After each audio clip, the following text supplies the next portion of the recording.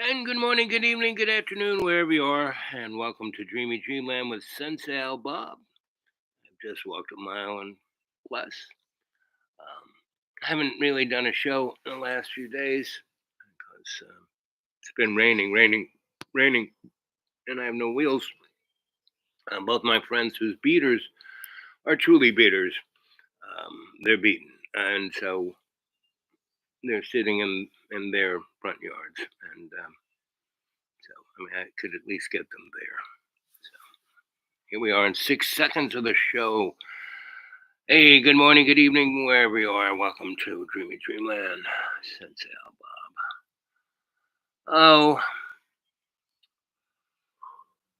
Bob. Is it too early for any of you to show up? Um,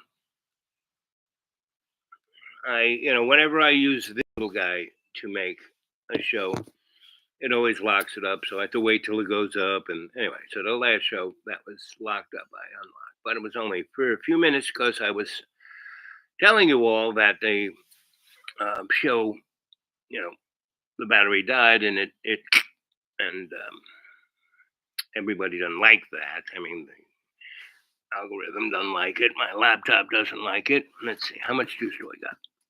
I got 100%. So I got a good hour and a half at least. So I kind of perused the internet to see what was going on, and I found this.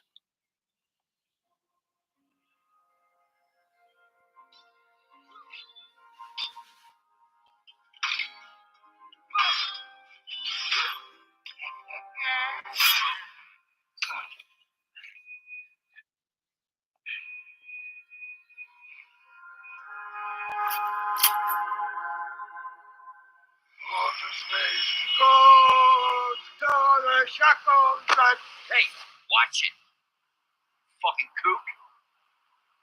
If only you know, boy.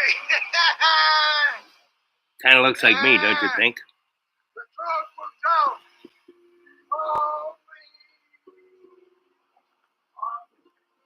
When will this end? This quest for omnipotence. Dark deeds pile in my wake. A vortex of servitude to no avail.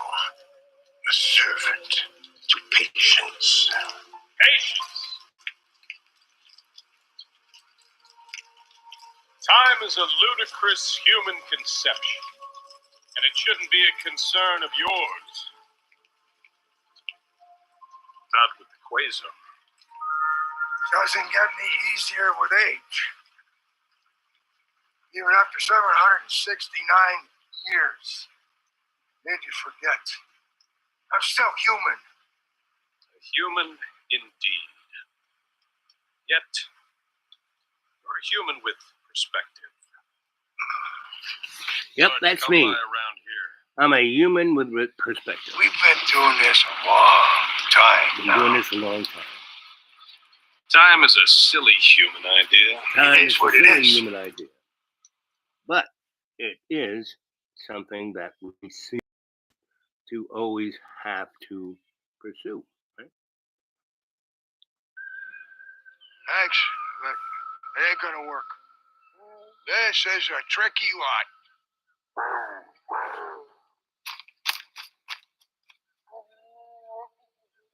Okay then. Nice chatting with you. Atonin Zib.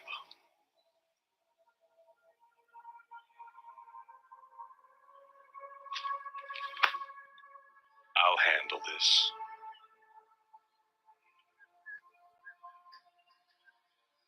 You know, I really thought they were going to shut us down when you started getting sloppy. With those brothers, first the motorcade, and that hotel kitchen. We're still cleaning that mess up. You know, you were this close to joining us, and now I got to deal with this. You were given a directive of the utmost importance, and you failed to comply. What inclined you to not take care of her? Renee Cruz? working on? Pebbles?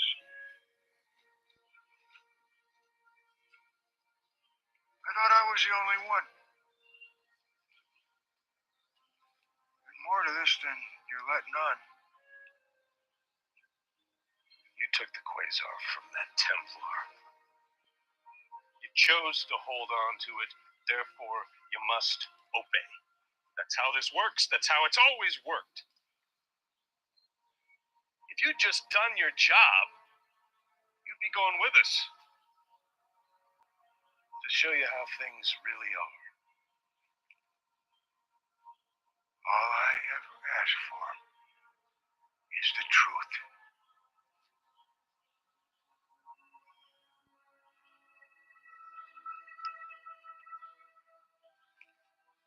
Truth. There is only a firm grasp. Without that, only chaos. Chaos. Chaos is all those innocent lives that I destroyed. For you. All those years I wasted. Waiting around for a pat on the back. So I could join you in your cosmic crusade. Chaos. What are you gonna do about it?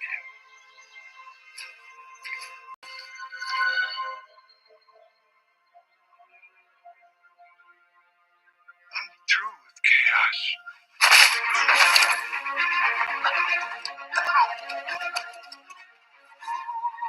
Off to space I go.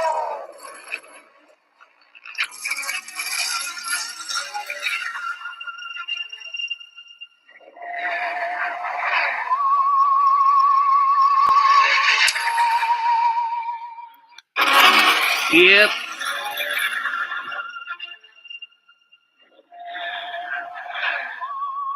Hold on.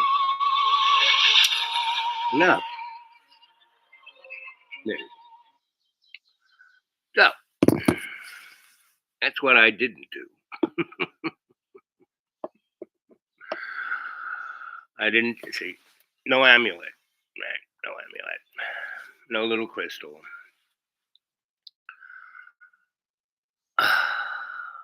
But the world is still chaotic. But it's not. Right? It's the world that we accept, the world that we facilitate by today. You know what today is, gang? Today is the 4th anniversary of Floyd's death, right? With a guy with a knee in his back. I can't breathe. I can't breathe. And since then, there have been over 1,800 incidents such as that. Most recent, a young lad in Florida who was Air Force. There was a call in for a family dispute. The police went to the front door, and the guy at the front door gave him the wrong apartment number. They knocked, they pounded on the guy's door. A mad, like police do. Boom, boom, boom, boom. The guy had a gun to the door, and he opened the door to see who it was. And he put one hand up, like, just wait a minute. And they opened the door, and he had the gun down to the ground, not pointed at them. And they filled him 6 times with lead, emptied the whole gun. Bang, bang, bang, bang, bang. Right? He was dead. Right? And he was still in his Air Force uniform and all by himself in his own apartment. And in Florida, where you have a right to protect yourself, you have that stand up law. And they're saying, oh, this was, total up to protocol, right? except the man in the uniform was black. Right? Been a straight A student, was a great kid, had his whole life ahead of him. And something similar happened. That was in, I think, Florida, and there's something similar within 2 days happened in California. Right? So, you know, and then you look at what's going on in Ukraine, and you look at what's going on in the Gaza Strip. And if you can't see that there is a similarity in all this, that this is a scripted motif, right? The guy that's in black with his sunglasses telling Zeb what to do, you know, he was just an agent. He was given a little amulet. And as long as he wore it, he'd be eternal. But having to basically be a homeless guy and basically doing what he's told, right? So that's where we're at. You know, that's what we're looking at, right? And you're all wearing that amulet. You all got this. You know, this thing's made out of crystal, right?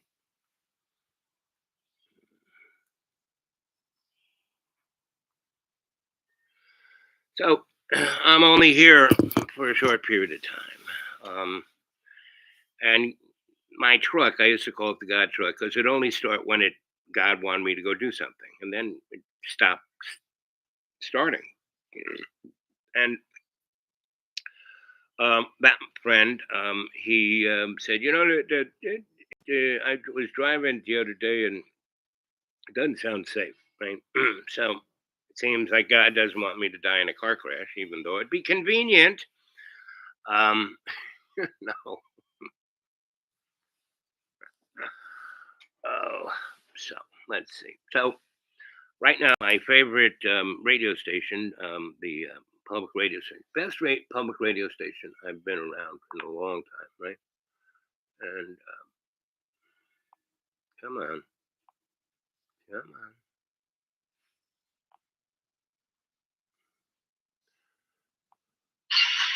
Someone so clearly isn't presidential material. Yes. It just looks like a money laundering operation. Yep, just a money laundering operation. And I mean, kids, there is no difference between Joe Biden and Donald Trump. They're both psychotics. Donald, I mean, they're both, you know, all about themselves, you know. And Joe has been in the Senate for almost 60 years. He's vice president for 8 years. So he knows the game. He's well connected. He is Zeb, right? I bet you he does have that amulet, right? Well, Donald doesn't. You know, Donald Trump, the only thing he ever was successful was being a game show host, right? The Apprentice. And Donnie, he was the apprentice to be a president. You're fired. You're fired. You're fired. He fired more people than any other president. Right? Virtually more people than any. You can put all the presidents together. Donald fired more people than all of them put together. I mean, I don't know for that as a fact. I mean, here's a fact for you. All the money spent in yearly in defense. Last year, the world spent close to $12 trillion. Just think what that would do, right? The largest person, you know, the largest country to spend, you know, of that big pie of $12 trillion, the United States spent, get this, 75%. The EU, all of the European countries, our allies of NATO, they all spent 11%, right? And the rest of the world, Russia spent 7%, China spent like, you know, 9%, and everybody else spent the rest, right? But we spent 75%. 75% of $12 trillion, rounded off, you know, we spent something close to $7 to $8 trillion on things that kill innocent people. All the weapons that are killing everyone in the Ukraine, they're Russian, but were built, and Russia has, they got more tanks and more mortars and more artillery. That's because they've kept everything since World War II, right? Not the modernist stuff, not the best stuff. And Ukraine, a country a tenth of its size of Russia, is going toe to toe with them, right? And now if we gave them the HIMARS or the ATACMS, they would chew Russia up. But we want this war to go on for a long, long, long time. Now the academic, I know everything. You don't know, And when this first happened 2 years ago, he said, the Russians will just cruise in and take it over, and the Ukrainians will give all the Russians flowers. I said, no, that's not going to happen. What are you talking about? I said, do you know any Russians? No, but I read, I listen to textbooks. Hmm. How about Ukrainians? You know any Ukrainians? No. I said, you ever go to a Ukrainian restaurant? No. But he's a scholastic and he knows. And I said, this war is going to go on to the last Ukrainian. What are you going to? It's going to last 12 years, right? This war is to chew Russia up, so we can just go in, and Russia has the most resources than anybody, right? More oil, more gold, more diamonds, you name it, they got more of it, right? They have after 100 years or so of communism, which is the most obsolete, terriblest economic system known to man, because it was Mr. Rothschild paid for it. Who wrote Das Kapital? Marx and Engels, right? They were in a German prison, and Mr. Rothschild bought him out, put him on a boat, took him over to England, and put him up in a really nice house in a place called the City of London. That's where all the money in the world is. It's not in the United States. We have no money. We have debt, right? And if you are watching the economy of the Southern and the Northern powers, right? Southern's Africa, Central America, Caribbean, kind of India. And the Northern is all of Europe and the United States, Canada, Australia, and like India, Australia, and Japan and South Korea. They're like in between, right? And so, let's see, Africa has the most resources at all. That's why these terrible wars, Darfur and all the rest. There are wars going on in Africa that make what's going on in the Gaza Strip look like nothing, except for what the Gaza Strip, it's being promoted by General Dynamics and Lockheed Aerospace and all of the military industrial complex. And it's a showing, look what our weapons can do, And see, the way that war is being pursued, yeah, it's killed a lot of people, probably maybe 50,000, maybe injured 70,000, because there are a lot of people buried underneath all that concrete, right? And now the Gaza Strip wasn't a 2.3 million people living in tents. No, it was cities, right, with high-rise apartments and everything that But yes, there was a fence around it. Yes, they couldn't leave, but they were getting enough stuff, and they had some, farms, and they were, you know, doing better than a lot of African countries, let's say. And so Hamas, that was started by basically, the IDF and Mossad and the Jewish military-industrial complex, which is pretty much owned and controlled. See, these entities, military-industrial complex in the United States and Europe and Israel and here and there, are all one thing, right? Those guys with the black coats and the glasses, that's them, right? They have control of technology that is mind-boggling. So all the little flying saucers, whee! You saw that thing at the last where Zeb went up there. That's our stuff. Tesla got 0 point energy, unlimited energy anywhere in the world without wires, without anything. Everyone's going towards electric cars. The only way it's going to work is wireless transmission. Well, we've had that since the 1890s. We've had free wireless current since 1890. The nuclear submarines we have, they don't have reactors on board. If they did, they'd be sitting ducks because you got a reactor. It toasts.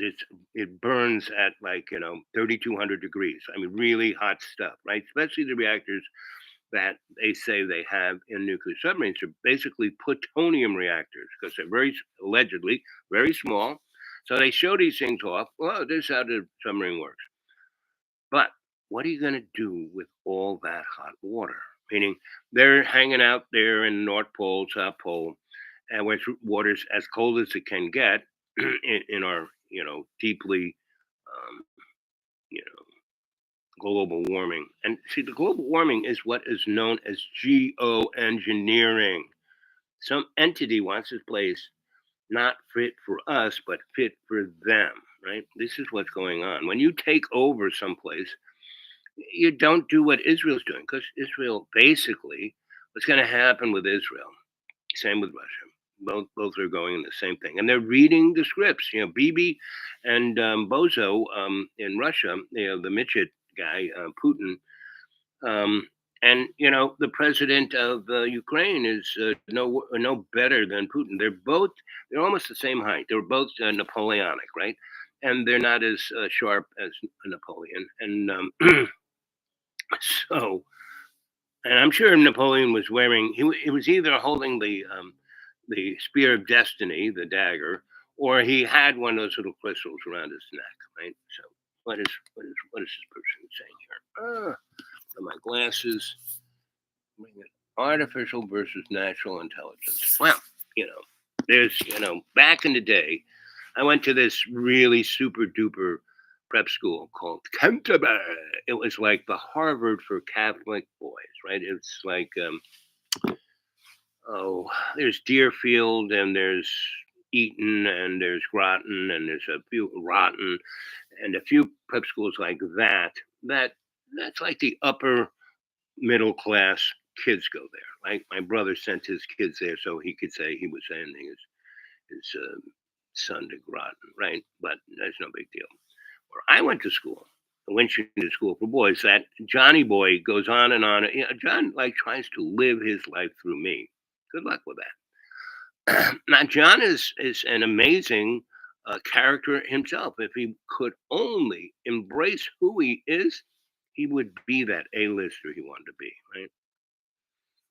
In that initial little clip I showed you of Zeb, I'm white-haired, bearded guy, right? But I didn't take, I was offered the job of the guy in the black coat with the glasses. I said, I don't think so. What? You'll have power. You'll be one of us. Oh, one of you? For sure not going to be part of you guys. Every time someone says, you are amazing, you're going to be you're one of us. I said, listen, I'm doing my best just working for you guys. Being one of you, I don't think so, because by working for you, and this is like a job interview right here, right now. I'm ready to go back to, I still got a number of years left in me, even though my body is, everyone goes, I can't believe, I'm pushing 80 and I'm looking pretty good. But I got, every morning, like this morning, it took me a good 2 hours to get, because the weather here, I live like in a mold bin, right? Part of that's good. It's like being, drenched in, things that kill off everything else, but also it's trying to kill me. So, and that's why my voice is a little nasal. And that's why my eyes are screwed up and my lungs are screwed up and my legs, my legs, the guys would only give me the orthopedic shoes that they've been giving me for the last 5 years. But there's this, pinhead doctor who's and my doctor quit. He was running everything. COVID came and he just couldn't take it anymore. So right. And so I got this guy. and he is such, he comes in his coat, he's dressed to the T's. His shoes are worth $200, and he doesn't follow.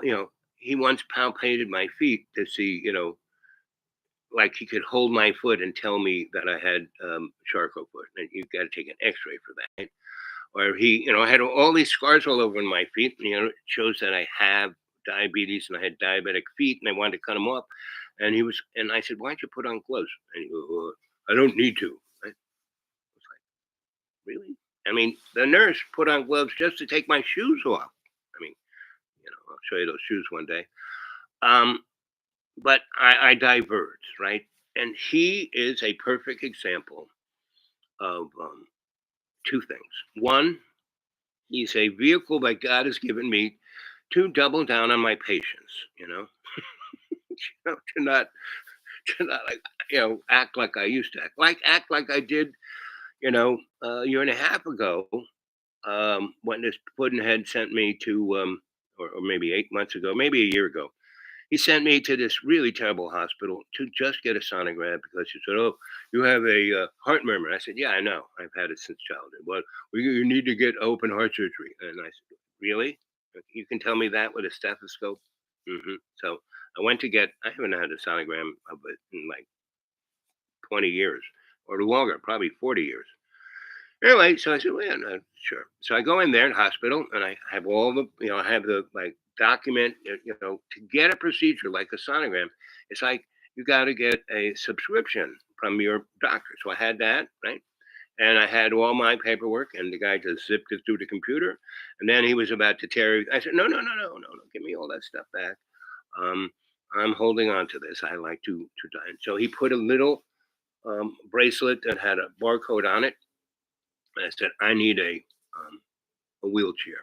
So that took about 10 minutes. So they got a wheelchair. They rolled me up to where that was, parked me there. I started talking to everyone in the waiting room who are like next to death. And this person comes in, and it's a young girl. I said, "So how long have you been doing this?" "Oh, about a year." I said, "Oh, you like doing it?" "Yeah, well, better than McDonald's." I said, "Okay." So she rolls me in there, and I say, "You know what you're doing?" "Oh, yeah." I said, "How many of you do these a week?" And she said, "About 40." I said, "Okay.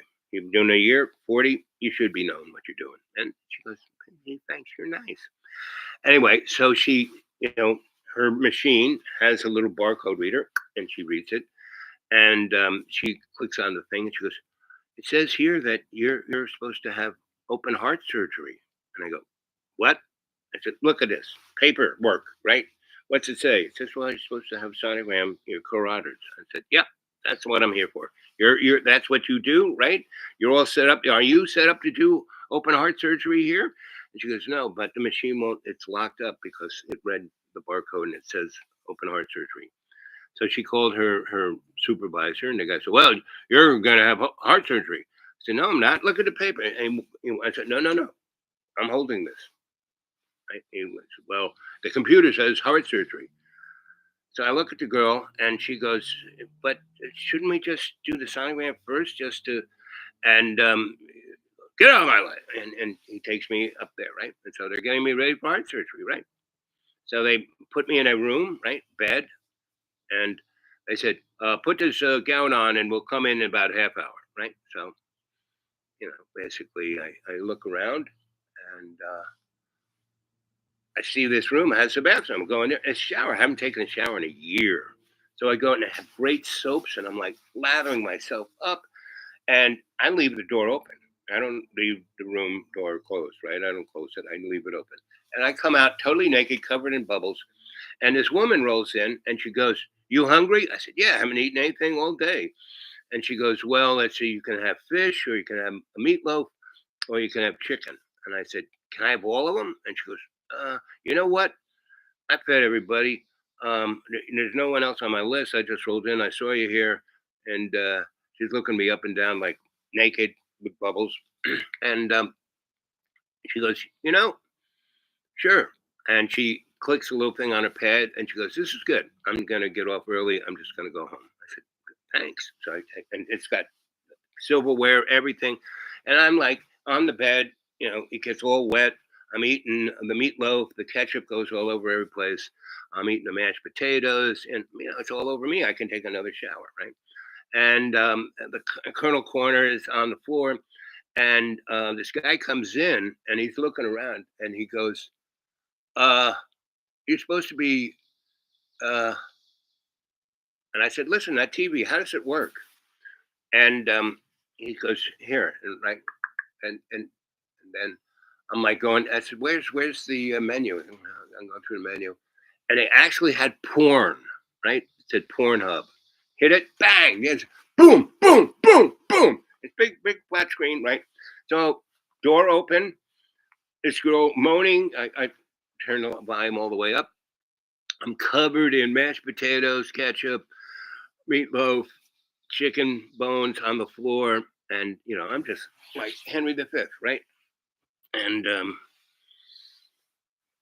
so that guy goes and tells somebody else, and the manager comes. He goes, and I still have the little thing, so he scans it. "Oh, I don't understand. It says you're here for heart surgery." I said, "No, look at the thing. It says, carotid artery sonogram, and that's what I'm here for."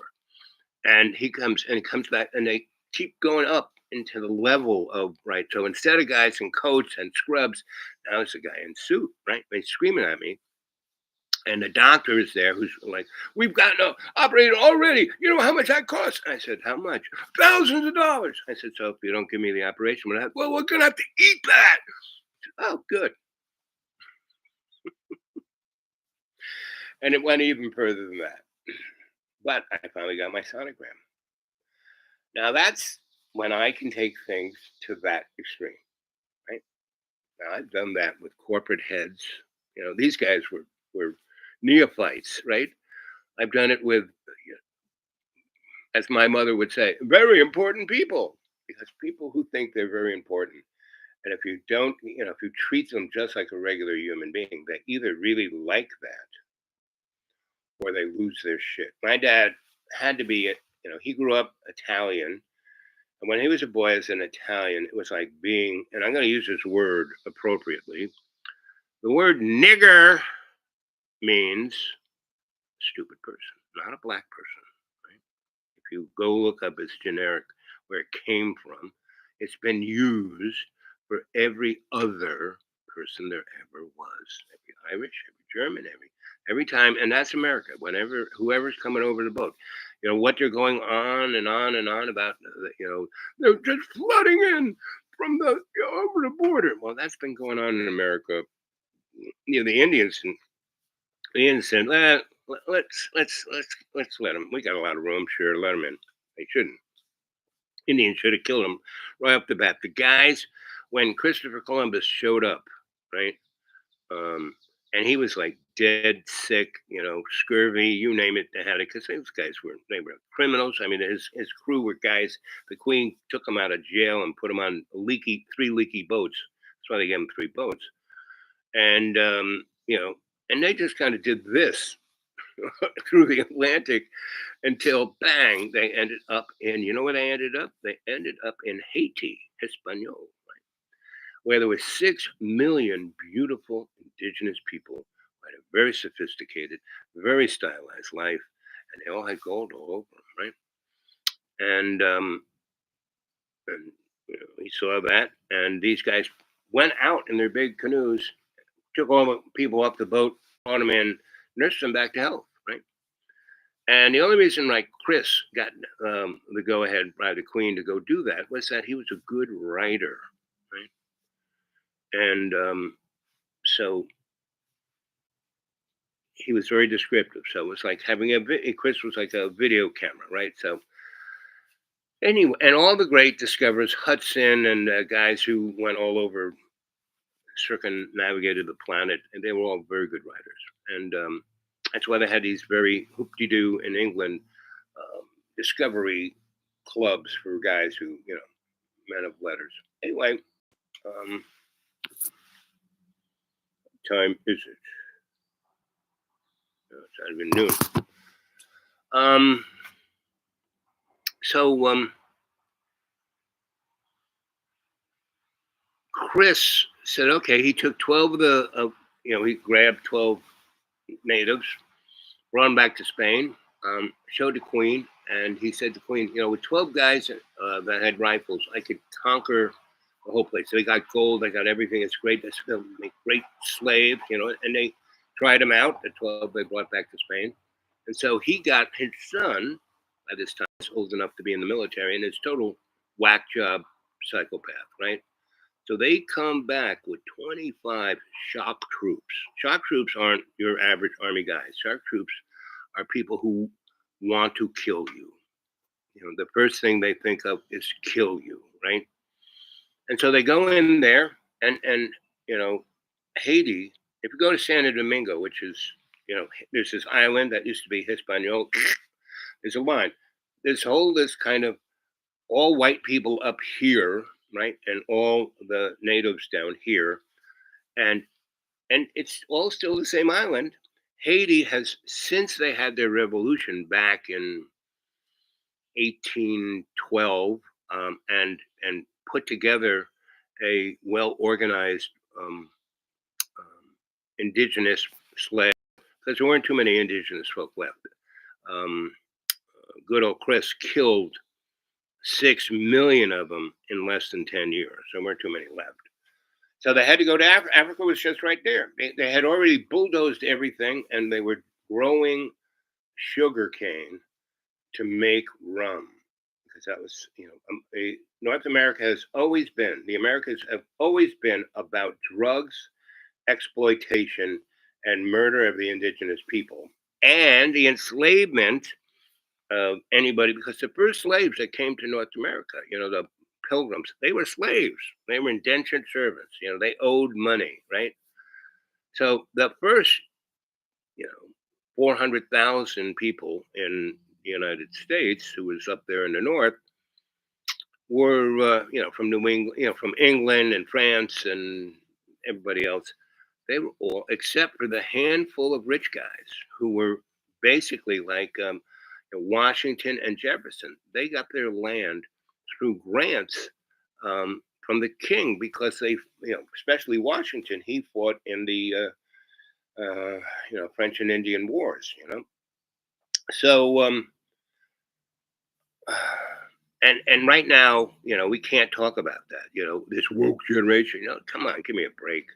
Woke is, like the Black Lives Matter. These are things that were invented by AI. I mean, what are they? They are, things, hashtags on the internet. They have nothing to do with real people. I mean, they kind of gaslight that, right?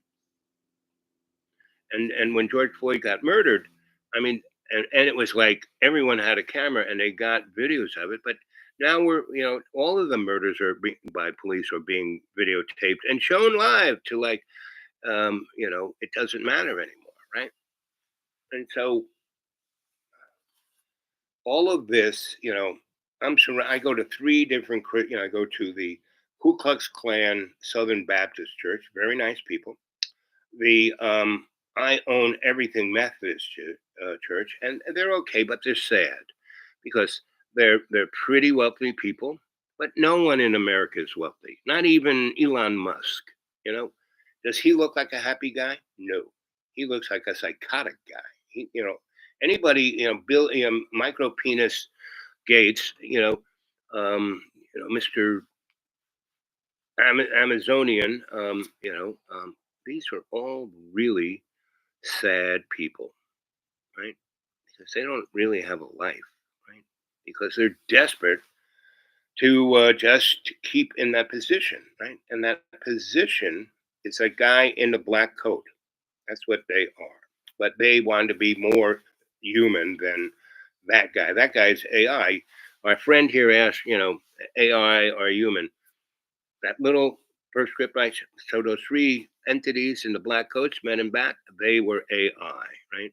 First time I saw a man in black, I said, this guy ain't human. This guy's a program, because I was dating a woman who was the smartest human on the earth, and she invented the algorithm that Pixar used, that little lamp, right? Before that, why that is their logo, because before that, computer animation. They had it. They had the Rudd Etra synthesizer, which was a Rube Goldberg thing. I knew those boys, and Louise Etra was a really smart one, right? She invited me to this party, and that's where I met Christine.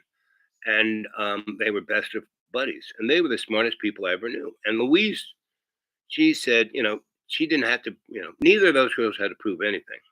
And Louise, she married this guy who was really driven to really, show that he was smart, and he was trying to. The holy grail was computer graphics, seamless. Because up until then, they had to write an algorithm for every frame of the freaking animation. That's a lot of, so they were super expensive and took forever. I mean, if you had a bunch of Mexicans like the Simpsons do, doing it in the mud hut there, that's why those guys could knock a show off, in a week, right? And so Christine, she was the first person who wrote one algorithm that could manufacture an image that was 360 degrees. It could move. So if it could do 360, it could move into the next cell. You could, without having to write a whole new algorithm, you could write a base, for what you wanted, and then put in a subroutine as the storyline, right? And she invented that. And when she was a PhD in Stanford, right? And because she was getting her PhD in Stanford, and she was so smart, they gave her everything, right? They just apartment, a stipend. She got there when she graduated high school, I think, at 15. She showed up at Stanford at 16, and never left. Never was out there in humanity. And she did that by the time she was 19, right? Like I said, smartest, right? And then they just, and I said, well, yeah, so she got a lot of cred.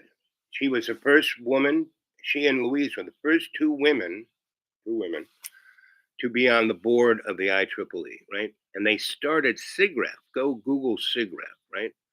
Special Interest Computer Research Interest Group or something like that.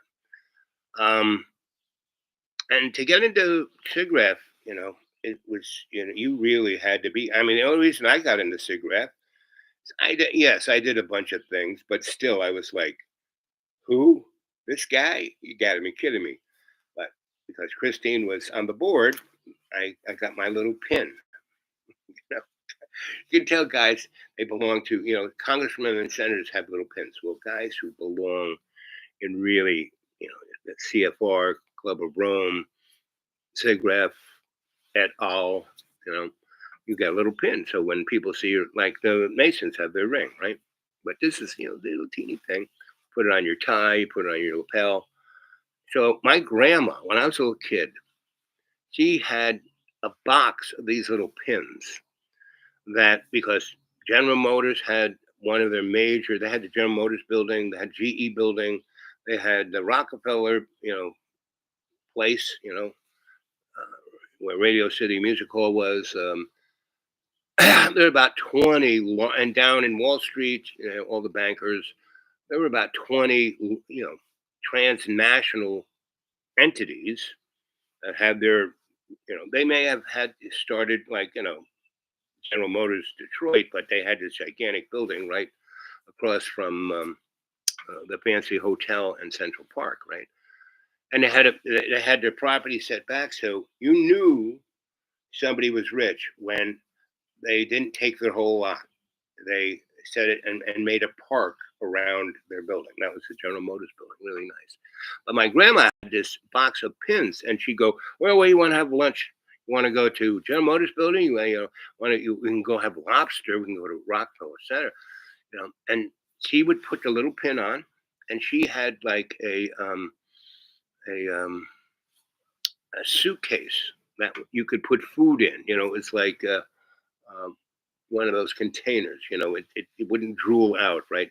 You opened it up, and it had compartments, and you could put food in it, and it was like for go on a picnic. But you could put hot food in this thing, and And she would go with a little suitcase and me, and I'd be in my Brooks Brothers suit, and she'd have her black coat that had a little mink collar and a crazy hat on. That's why I'm into hats.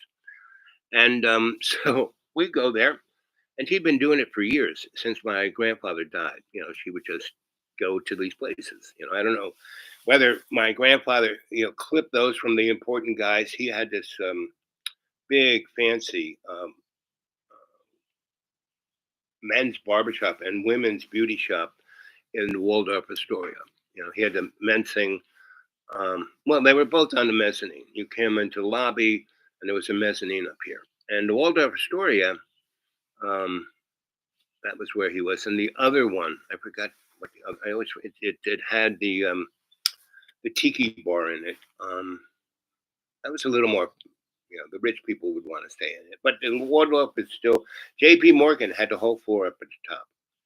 And that's how my grandpa got to America. And that's how my grandpa met my grandma on the boat. So I'm sure grandpa nicked a few of those pins, and my grandma inherited them, and then we would go have lunch. And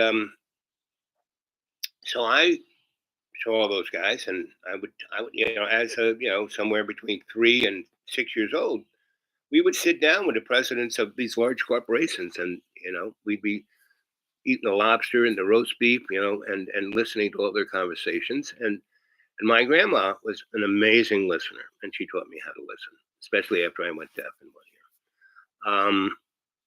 And she goes, listening isn't, you've got to use all of your senses to listen. How they smell, what they look like, the color of their skin, all those kind of things. She taught me all about reading someone's body, right? And so, how much juice have we got left? We still got about 20, 30 minutes. No one's making any comments. Let's see what that comment was. It was about artificial intelligence and human beings. And so the thing about, and I'm jumping all over the place here. I hope you're enjoying this. A number of you have jumped in and left. I guess this is too early for most people. It's been 44 minutes. Sun is out.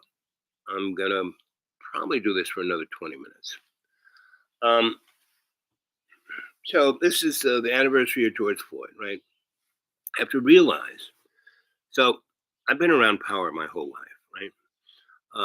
I had a great teacher at the Winchendon School. And the Winchendon School was by far the most elite school you don't even know about. It's not like, it's like, if you're a Catholic, you know about Canterbury, because that was where, that was the place. I mean, if you're going to be a priest, you wore a cassock, you wore the black robe. If you were going to be a businessman, you wore a 3-piece suit. If you're going to be a military guy, you wore a uniform. And that was at school. It had this whole tradition of bringing forth the best out of Catholic boys so they could be placed in positions of power and represent the Pope. So they could be in banks and represent the Pope. They could be in the Pentagon, represent the Pope. They could be in politics, represent the Pope. They could, and that thing was so corrupt, so off the hook. And so, I mean, the Catholic religion has many different, there's Franciscans, the Jesuits, they have a lot of clubs, right? And like the Maryknolls are great. I have never met a really terrible Maryknoll. The other guys, Opus One, those guys, the first time I was there, because how I got into Canterbury was through Cardinal Cushing. He said, wait, I don't know if this is going to work for you, Al. I said, what are you talking about? He goes, well, I love you like my son. You are my son. I am your godfather, right? I baptized you. I've watched out for you. Every time someone tried to murder you, I was there, right? So I got a lot of invested in you. I want you to be a rocket scientist for the Pope, right? That's what I am sculpting you to be. You got it in your head. You're Mr. Science. You love that stuff. Nothing phases you. You're going to be perfect. And why you got to go to the school is because this is the most corrupt, most violent, most. This is, if you want to see what is so about Catholic individuals in power, this is a school. And that's why I'm sending you there. But I'm going to keep an eye so they don't kill you, because they might. And when I got there, the Opus Day boys came and said, "Oh, you're going to be one of us." I said, "What?" I said, "No, I'm a freshman. Aren't I the lowliest of the low?" "Oh no, but the few you're special." And I said, "Well, maybe it's nice of you to ask." And that I didn't jump on board, and I wasn't ready to, butt fuck somebody. And that I was put up in a freshman dorm. It was just like Harry Potter. Our dorms, it wasn't like rooms. We had these alcoves, right? And there was 6 boys to an alcove, right? And on one end of the dorm, there was like 3 alcoves. And in the middle was like the common room for that floor. And then there was another alcove on the other. And it was a big bathroom on each end, shower, toilets, sinks. And there was no privacy whatsoever, right? And there was that's where I lost whatever smidgen of, and I never had any, I would walk around naked all the time, no problem. But it pretty much, on that dorm floor, in that alcove, meaning there was a doorway and a stairway down to our little common room on each floor, right? And that's where, and we had, they had these big long tables. You ever go in a big real library that had big long tables, lights on them? Those were our study tables. So that's where we studied. The alcoves we did have a desk there, but it was like this, small. We didn't have a closet. We had like a little armoire, and the armoires kind of gave whatever little privacy, and our bed was stuck. There would be 2 armoires. The other guy's over there. The other guy's over there. You're in the middle there. 2 armoires were there. Yours was over here. And it was, and that was Canterbury. And what's interesting about Canterbury, so I mean, it would take at least 2 hours to tell the story of Canterbury, my experience there, right? So because they had slavery, they had indentured servants, they had people there for like 18 generations, couldn't get away, right? And and they were indentured by the Pope. And then I kind of looked into that. It was a Popal. That's when I, there's a Popal bill or Popal bull, Popal bull, right? That's why we have slavery, because the Pope said white Catholics can go take anybody's land and enslave anybody as long as they're not white and not Christian. It used to be not white and not Roman Catholic. You had to be part of Roman Empire, Holy Roman Empire, and white, right? But then as they kind of expanded and other Christian things came around, the Methodists and the Episcopalians and you name it, Baptists, as long as you were white and a Christian, you could kill anybody, not a problem. Steal all their property, all their stuff, their land, not a problem. But papal bull, right? Anyway, so I was at a rainbow gathering like 25 years later, right? I was in high school. What was it? What's the year after? It was still 63, I guess. I mean, he died. No, I guess it was 64. 64, yeah, 64, 65, 66, 67, yep, 68, yep. 64 as a freshman. So, 64, right? And when was Vermont? So 91 was Ithaca, Vermont was 92. So 64, 92, almost 30 years, right? And it was a period in the Rainbow. I had all these friends that started the Rainbow Gathering, like Water and Red Bear and Garrick Beck and who else? Who's the guy who ran for president and wore a rubber boot on his head? He was a stand-up comedian. I forget his name. He was loads of fun. He and I had loads of fun. But anyway, Vermont, right? And so I basically did the Ithaca gathering because some stupid moron, a rainbow person, said, "Oh, let's do it in New York." And someone said, "Oh, I'm from New York.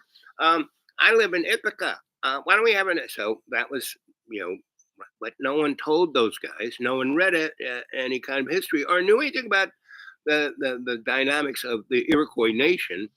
But when the Dutch Dutch were the first people to take New York State, right? That's why New York is New Amsterdam, and so the Iroquois are pretty smart, So they are made up of Onondaga, Seneca, Mohawk, and about four others, and they were badass. Like the tomahawk, that was their weapon. They could slice you up like woo, and so they were always fighting, right? And they were so crazy. And because they had a bit of the Vikings showed up, like over there in Northland. So there were some Indians kind of had red hair. So anyway, no one asked the Iroquois because the Iroquois still legally owned 3/4 of the state. So there were no federal forest lands, no federal parks, no. Pretty much the only federal thing was the battery in Manhattan, right? So I was in Cornell. I had I would still be in Ithaca. I'd still have my great job because I was working for all of the guys like in the black coats and at the beginning of the show. I was working for those guys because Cornell, you go to any national laboratory, there's Cornell Avenue, Cornell Boulevard, you go to, Los Alamos, Sandias, Kirkland Air Force, Brookhaven, they all have Cornell things because that's really where those cheeky monkeys were. So so I'm there, and I got there because I had like burned myself out of New York. I was working for the New York City Housing Authority because I helped a bunch of people make a housing, a standing renewal enterprise. We took over abandoned buildings and put homeless people on. You want to get rid of homeless people, you give them a house. In America, we let all these homeless people from Europe come to America and go into the West and take land. Anyway, so one of the deals I made was that I would represent us to the New York Housing Authority. And when I got there, said, "Oh, we don't really know where to put you, but you've been such a good negotiator, and what you've done with your group is pretty amazing. So what we're going to do is we're going to put you into New York City Housing Authority." And this back in the day when the subway guys had their own cops, the Housing Authority had their own cops, and then there was the New York City cops, right, who were basically just gangsters. So, but the others had a more, and they also had like the park cops. They had a bunch of different cops, but now it's all under the umbrella of the New York City Police. So, I said, whatever. And so they said, okay, so we're going to send you up to this little training program. And so I said, whatever. And so, yeah, I like school. I like learning things. And so I was there.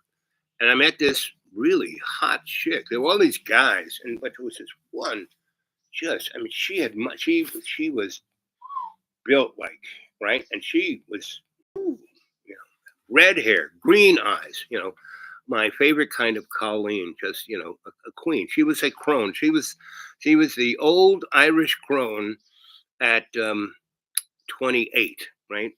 And anyway, we just bing, right? And so our first day, right? And everyone's like over there, and we try to have lunch when I don't sit at our table. So I said, screw it. We're downtown. Let's go to Chinatown. Forget this, sandwiches, white bread sandwiches, mayonnaise. Come on. So take her to Chinatown. And I didn't just take her to Chinatown. I take her, I was working for Herbert Wong. I could go into the Chinese restaurants that were down underground. You had the stores up here for the tourists and then the steps going down. The really good food was down there. And I took her to my favorite dim sum place where they come with the little trolleys and everything's steamed. And it's like, whoa. And you don't have to speak Chinese. You just point. And that was it. We were a thing. And I didn't have a girlfriend at the time. And so she was my partner. What I did not know about her was she was, when the Romans tried to conquer Ireland, there were the Celts and the Druids and but the Colleens, they were their own tribe. And they were more badass than Wonder Woman, right? And she's straight up that, right? So when I told her I had gone to Trinity and that I had known the old crone, this girl was really, that. And I mean, Ireland's a small place, so when I said I up near Tipperary, she was like, "Oh, really? Oh, well, my folks came from that neck of the woods, and then I was in, here and there, and I, you know, I came to America, and I'm American, but I would go back to Ireland, and because there's I don't know how many counties, 8 county, 9 county, how many counties there are. If our boy was here, he would tell us. But and they all poke fun at each other because the way the Romans and they made this, and this is what they imperial forces still do. They go to a foreign land, they see who's there, and then they play everyone against each other. That's what goes on in America. That's what's going on right now with Biden and Donald Trump. They built up these two diametrically opposed, and America has always been this way. America has never, ever been homogeneous, except when there are dynamics. So Harlem was a homogeneous place because it dumped everybody there in a small group of place, and there was no way that was going to be a melting pot, right? When you go out to Nebraska and there are all these people from Sweden, that can be a melting pot. They kind of slowly, get cheesed up and turned into Americans, but they're still, Norwegians or Swedish or whatever, right? In Boston, Irish, right?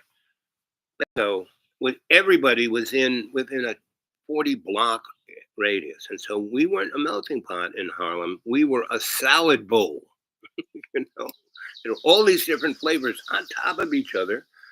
And Second Avenue, every 3 blocks was a different European, Lithuanian, Polish, Russian, Italians, Irish, Germans, you name it. And not only that, but all the 20 different variations of all of those guys.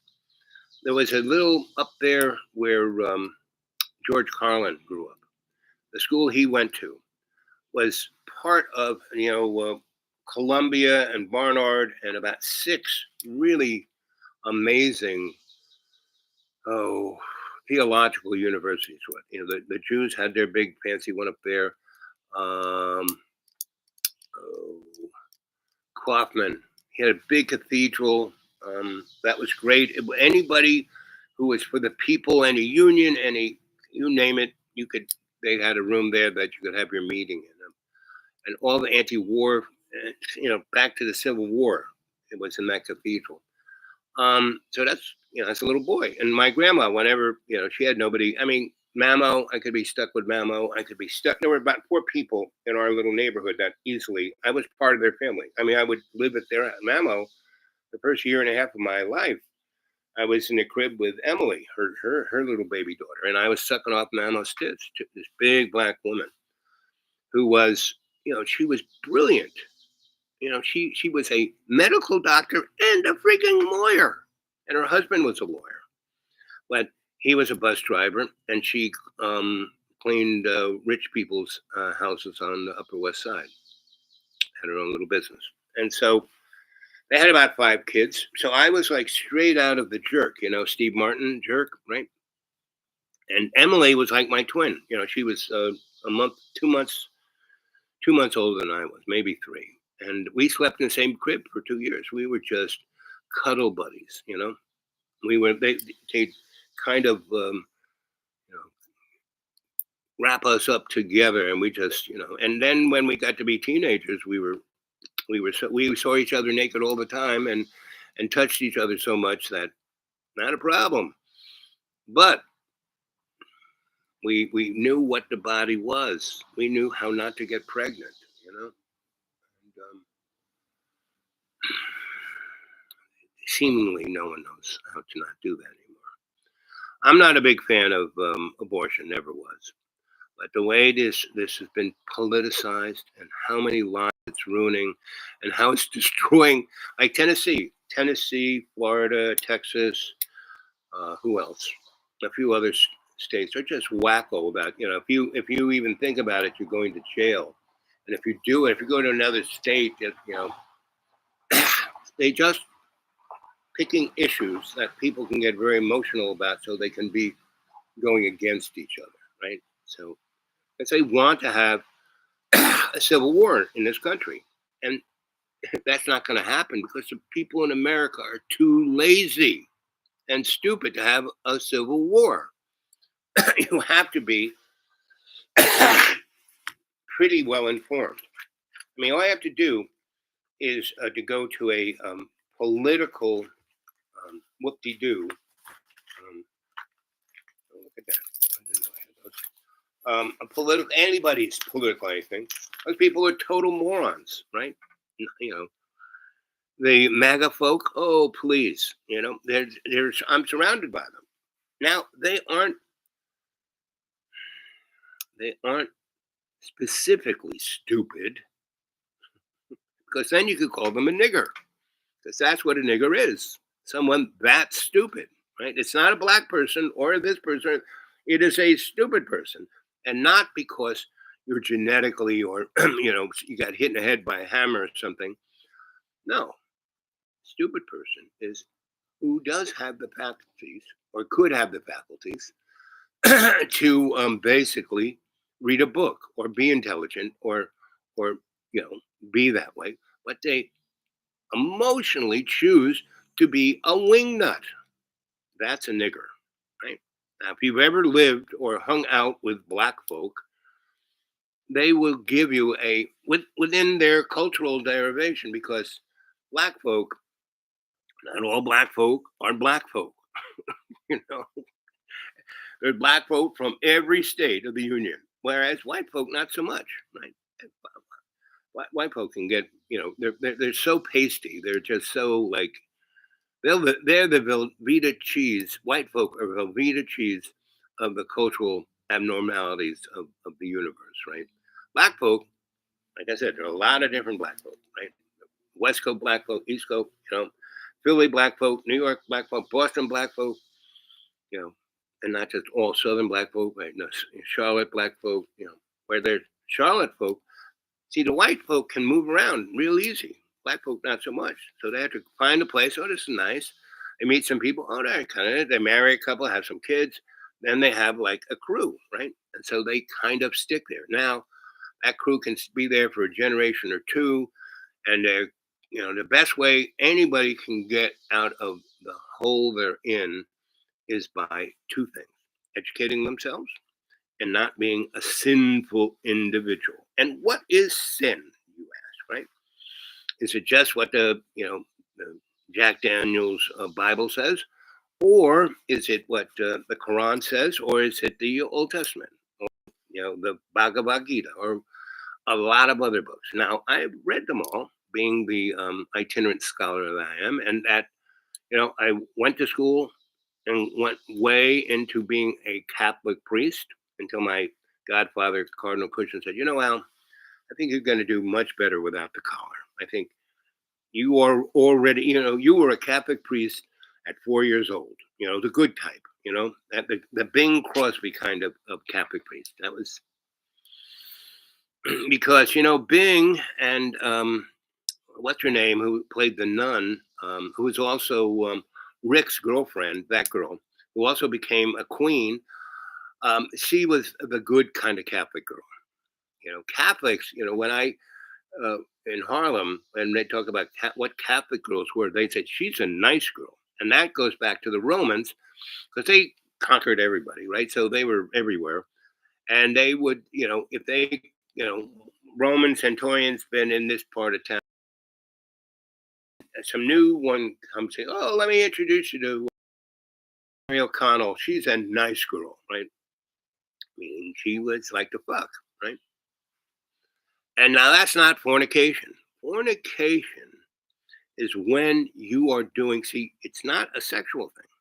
Fornication is when you're disconnected from God. And that's what sin is, right? So that's why fornication is a major sin, right? Because you're disconnected from God. When you're cheating people, when you're lying to people, when you're taking advantage of people, that's fornication, right? So we're having a good show here. I am covering everything, right? Um, I, I've done everything you could do to, be that's naughty, but I haven't really because I haven't gone in there in the naughty sense. I've been more the itinerant scholar sense, explaining all these things. So instead of saying, "Oh, the N word," no, right? Um, so I could be going, instead of saying, I could be doing no. That is a childish, that's a stupid person, a nigger, right? Nigger does. So, and I don't have enough teeth to pronounce it in the Greek, so. Whoa.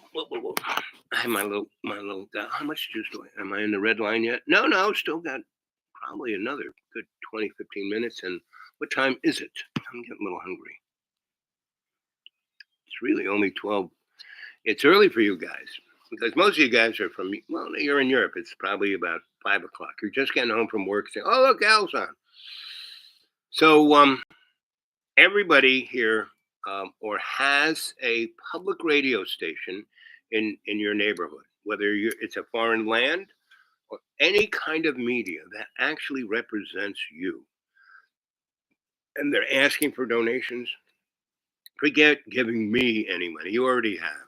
It used to be pretty good. Used to send me stuff at. I used to say it all the time. I forgot what it is. The Dudawake42 at Gmail. Dudawake42 at Gmail. So if you want to get a hold of me, there's about 100 of you guys who have got a hold of me, Dudawake42 at Gmail.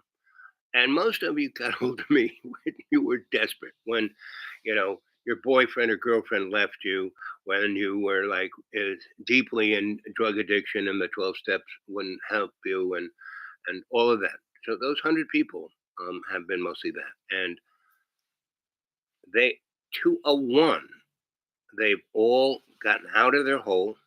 They've all dusted themselves off and they've all gone on the way. And that's what I like. Now, maybe 50 of them, probably 75, I haven't heard from them again, but they all left that hole they were in. They all left their countries. They all went other places. They all started to pursue their dreams. I just one, she would write me, like I do. I write stuff. She would send me some really good stuff. And I said, "You're really good. No one everything, blah."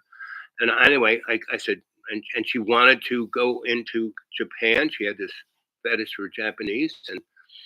And so I kind of gave her my little heads up on that. We talked about it. And she left where she was, the hole she was in. And she had gone to Europe from America she's really smart. So she got a thing to go to study in a fancy place in Europe. And she got in a hole there. And she got stuck for almost 10 years, right? Because she got stuck. And she thought the guy who got her stuck there made her feel that she wasn't really, he's rich, he's famous, she's lucky she should be with him, blah, blah, blah. Anyway, I said, forget that guy. And so she picked up what the thing she needed and went back, hung with mom, got herself straightened out. We still talked. It was writing, lost a whole bunch of weight, went to the gym, and then got a gig writing for a company in Japan. Her dream, right? I haven't heard a word from her. Right? We used to talk almost every day. And there were a bunch of people in Europe. I mean, she was in Europe. I talked to her on WhatsApp. Now I can't even get that thing to work on this thing. So anyway, but see, I'm not married to anything. I'm disciplined. And once I obligate myself, that's wrong. Once I've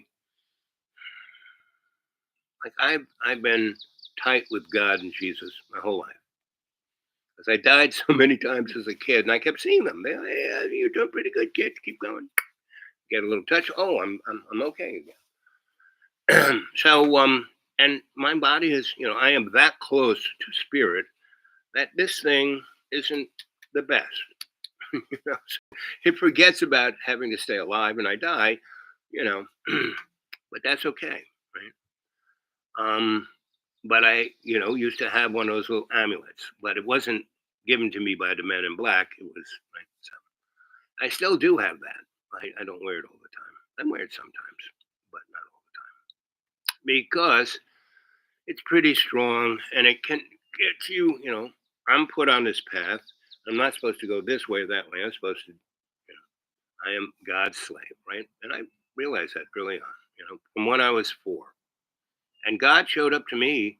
I was, it was March, spring day, Long Island. My mom's hanging the laundry up on the line, and I thought it was snowing because she's smoking a cigarette, and the ash was getting that big, and it would like hit my head, and it was like I'm in the basket, and I'm like all covered with, I'm like this, and the ants are all over me, and I'm like, hey, how you doing, ant? And all of a sudden, there was a flash of light, like a thunderbolt, but no clap, just flash, right?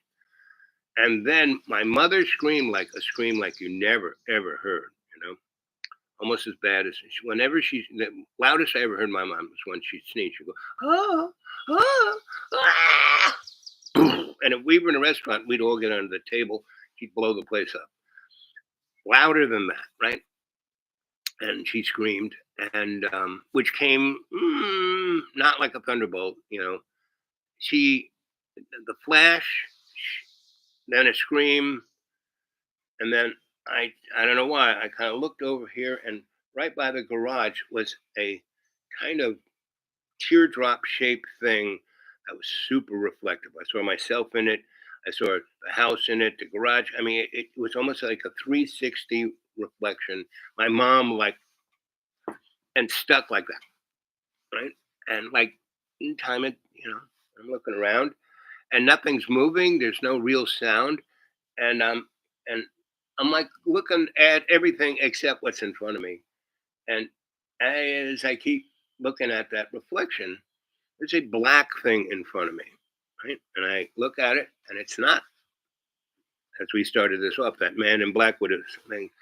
It was a 6 foot, maybe 5'8" ant.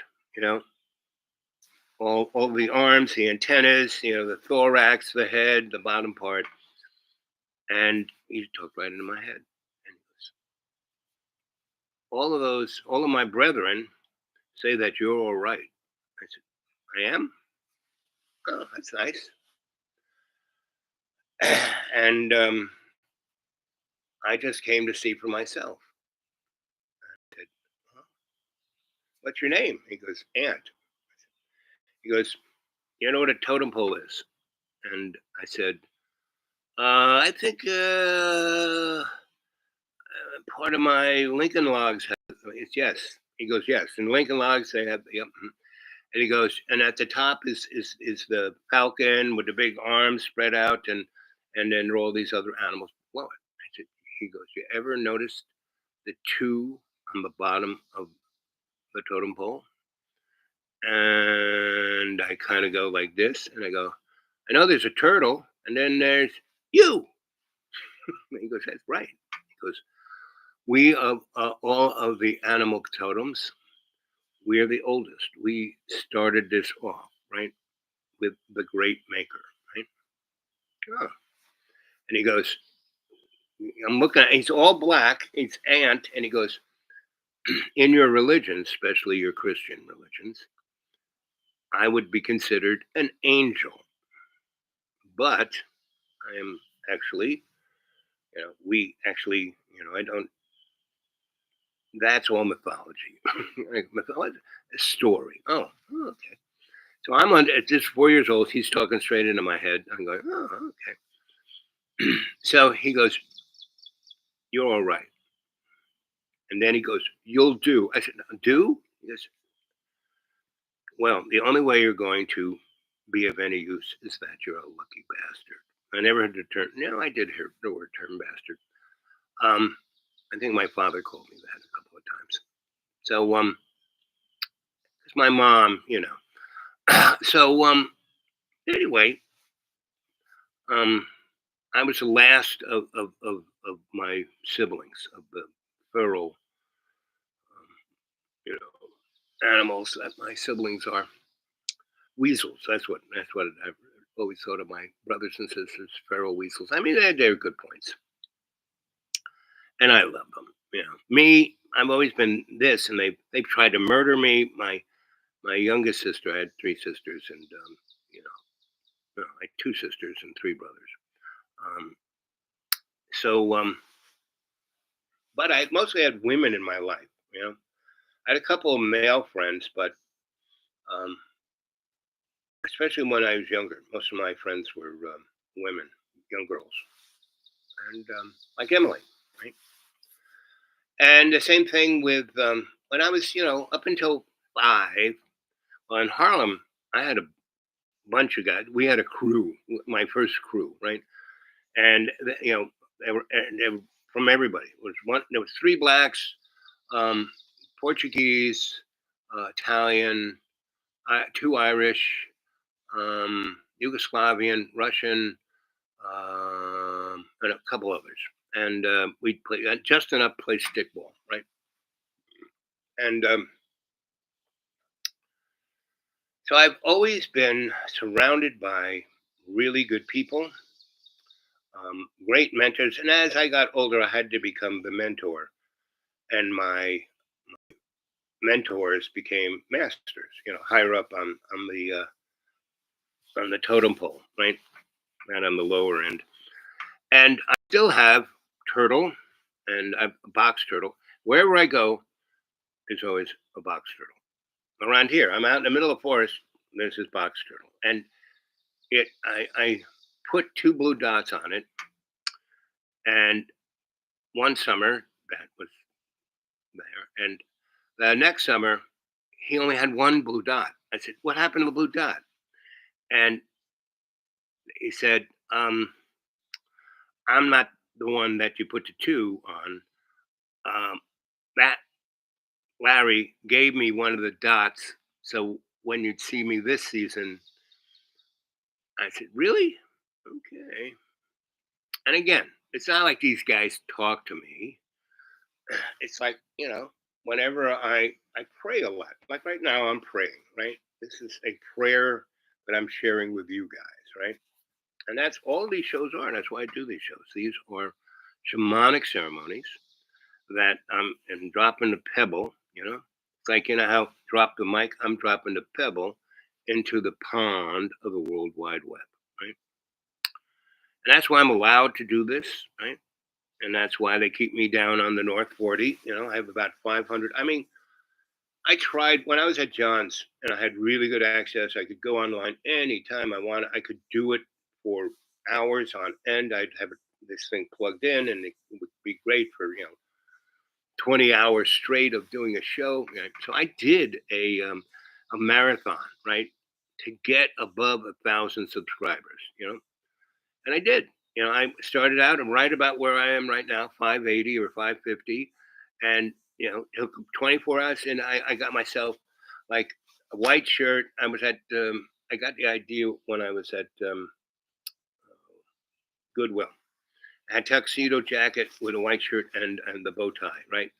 And so I did a Jerry Lewis, white shirt, and I kept a bow tie, not tied but down, and had cigarette always burning, and I never puffed on it. This one, why you've been had a cigarette in your hand the last 12 hours, you haven't taken a puff. Anyway, and I got it, and as soon as it went from, it slowly got up, and it would come down, and slowly it would come down, and it got to 1,000, and then it shot to 2,500, and it went down to 540. So that's what it is. I don't care. One day, sooner rather than later, I will be approached to come on and help them out, and I'll be fine with that. I got a lot of great ideas because they're in the process of rebranding, rejiggering everything. Right, we're going to have a few nuclear weapons thrown around because France is talking like it's going to come in on the side of Ukraine. Right now, they have a very good army, and they have a very good special force, the Foreign Legion, right? they probably have 30,000, like really like a razor blade, right? And they got a lot of really good equipment, and they can. And so, what I think they're going to do, and they have, see, they have some pretty good things, right? And they have some pretty good fighters, but they're old, meaning they're good. They were great when the Mirage were great, and they still, but they've been like living on their old. They had some really good tanks. The Tau, great anti tank missile, um, and they haven't gone next generation. They've just better, right? So it's good enough for them. But man, if they went in to Ukraine, that would be it for Russia, right? And see, if the United States have given the Ukrainians the ATACMS and they gave them a number of the ones that starts with H, which basically can hit something like the size of a moving something the size of a card table 30 miles away. So that's a little bit more range away from what Russia would have as artillery. We could still knock the crap out of artillery, and that's what Ukraine did. That we gave them HIMARS, that's what they're called, and we gave them a whole heck of those, and we, you know, it stopped the Russians in their tracks. That one weapon, right? And the Ukrainians were getting really good with being cheeky monkeys with drones, right? And so, and Russia had no drones. They had no idea what drones were. Israel's got a lot of drones, right? And Turkey has a lot of drones, right? And Turkey, if Hezbollah, right, ever really went into a big deal with Israel, which they could. They have about 70,000 guys up there near Lebanon that are really, really better soldiers than the guys in the IDF, because the IDF, they have maybe 30,000 soldiers, right, that are there all the time. The rest are volunteers, like go to summer camp, right? And yes, they got a lot of great guys who are pretty techy about things. And they can blow the crap out, and they got a very good Air Force, right? Especially an Air Force that goes after a country that doesn't have an Air Force or an anti-aircraft or a AAA, right? And so, so that you can have a darn good Air Force when no one's shooting at you, right? And you're just dropping 500-pound to 2,000-pound bombs on like the Dairy Queen. And Israel, when we went into Iraq, right? Shock and awe, right? We took out all the bridges over the rivers. We took out all the power plants, took out the radio, took out the military facilities, right? And then we went in with our guys, right? And the guys in Iraq, oh, welcome. They were happy to see us, right? Well, that's not what Israel is. Israel went after the bakeries, the supermarkets, the water, the septic, then the hospitals, then the power plants, because they didn't really have that much power. They didn't have big grid. Everyone had their own generator, right? So they went after, first thing they went after were, the bakeries, right? And we can send all the flour in the world to the Gaza Strip, and they ain't going to do nothing with it because they have no bakeries, right? And you look at and this is why this is they are actually, they're starving the people out. They took over the gates where the food comes in.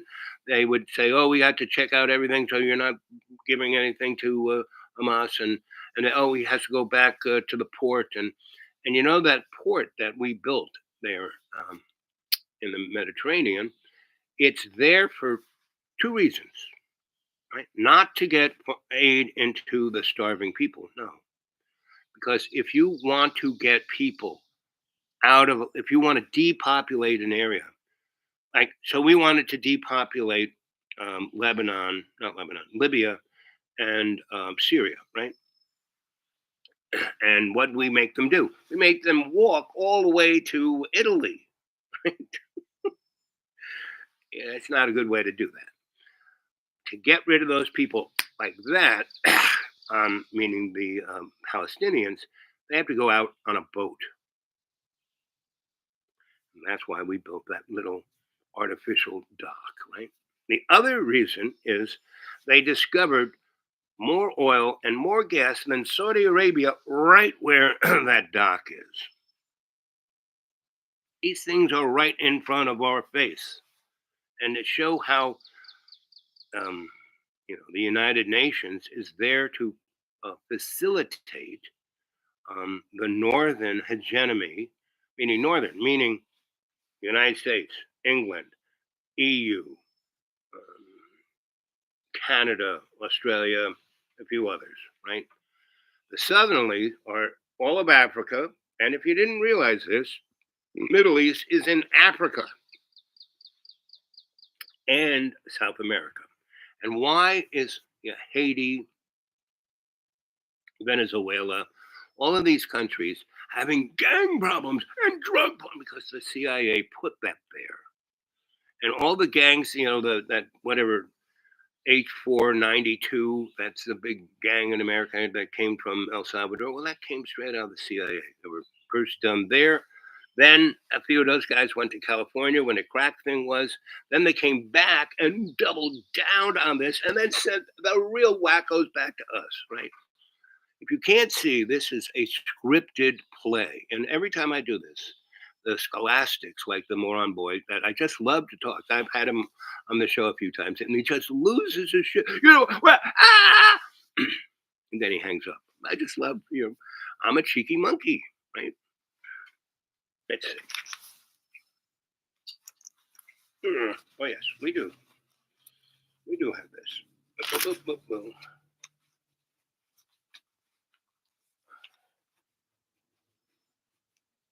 Where is it? There it is. Let's try somebody.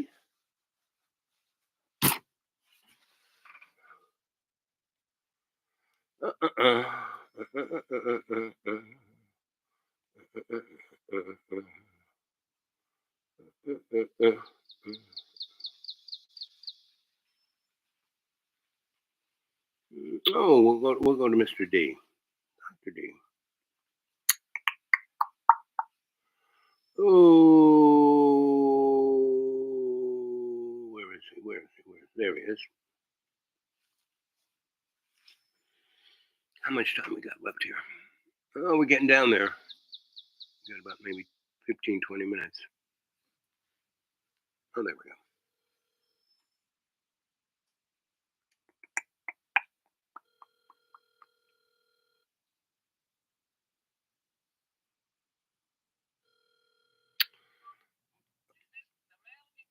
This is the Manly Man, and we are live on the show, buddy. Wow, I should be careful what I'm saying, huh? Not really. You can say whatever the heck you want. Okay, man, you know me. I cannot keep it in my, You can't keep it in your pants. I know that. You know how it goes. Yep. So we've been talking about kinds of things. What do you want to talk about? Oh, wow. Let's see. What do I want to talk about? There was something happened today. I forgot. What is it? Do you know what today is? I read an article. Yeah. Housekeepers in West Palm make $150,000. Really? This is a freaking great country, my friend. What did they? No. Is there a side hustle to that? Or did they got to, clean out the dishwasher, then give a blowjob? I mean, is it? Well, I think you get bonus for that. Okay. Well, I mean, there's something extra for everything. If you have nice, sexy legs, and if you shave them, so it takes, I was going to do that job, but I don't think that's for me, man. So what I'm going to say, it's a freaking great country. All those people complaining and bitching, it's a freaking great country. Finally, a working Joe. As long as you don't, you know what today is? What? The 4th anniversary of George Floyd getting killed by the cops.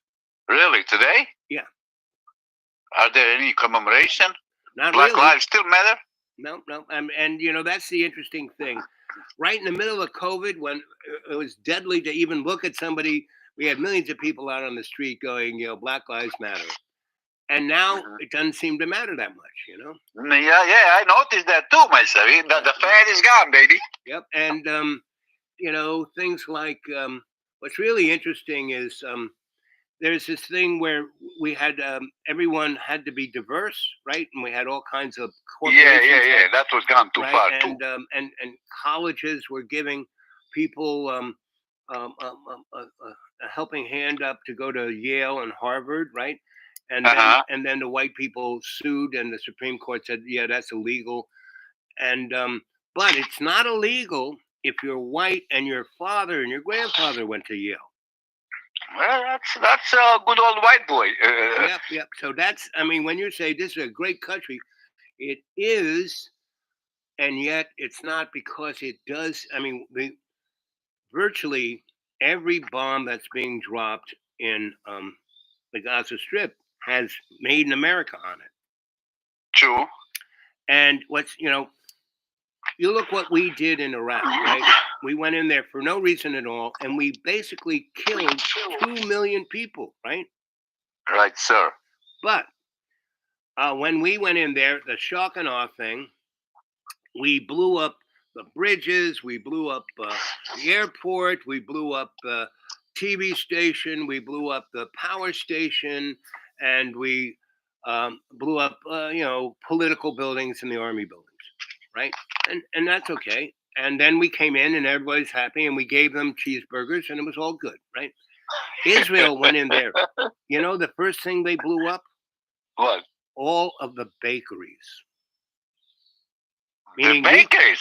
Yes, we could ship them all the wheat in the world, and they still couldn't eat because there are no bakeries. Hospitals, schools. Yes. Universities, and Gaza was, those people weren't in tents. They were all in apartment houses but kind of built shittily. So when Israel blew them up, they had bombs that turned everything into dust. So those people are breathing asbestos and all kinds of nasty shit that they built their house out. And when they built a house out of that stuff that was thrown away by Israel because it was too toxic, they then covered it up with paint. And as long as you didn't scratch it, it wasn't too deadly. But you blow it up into dust, everyone's breathing it. And they're bombing at night, so no one can sleep. And have you watched any of those YouTubes, and you hear this kind of almost like a lawnmower sound in the background all the time? Everyone is covered in drones. And AI is keeping an eye on where everybody is. When that guy who is wrote that article in the newspaper we don't like, and he goes home, and because there aren't too many houses, so he's not only there with he and his wife and his kids, but his grandma and his mom and dad and his brothers and all his, and there's like 50 people in a house that's made for about 5, and that's when they hit it at night with a 500-pound bomb. And that's listen. Listen. Okay, so I do understand we want to raise the consciousness, we want to keep it in our hands. Yes, I understand, sir. Being a Muslim, you cannot be more indignant than me. Okay, so there's no way you can be more pissed than me. But listen, we want to be cognizant of that. But at the same time, right, if you come away telling me it has a let's stop, because it gets to be kind of. I understand. Ugly. So I appreciate that you did that, because I would be on a roll. You know me. Yeah, I understand. Look, that's why I called you up, so you could hit me in the knee every now and then. So United States, get this. I just want to mention this. Okay. United States. I don't know if they're part of this international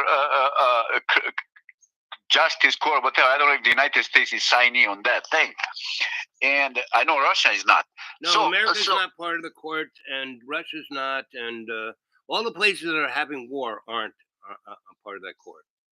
So United States has no problem that Putin is declared war criminal. They were all for that. Yeah, the freaking guy is bad. Now they want to. Now this guy Netanyahu and his buddies, they are going to jail for sure. There's no question. Right. The United States is now saying they want to sanction the international criminal court, blah blah. Yep. And so how fucking can you how hypocrite can you be? Yeah, but see that's what I'm.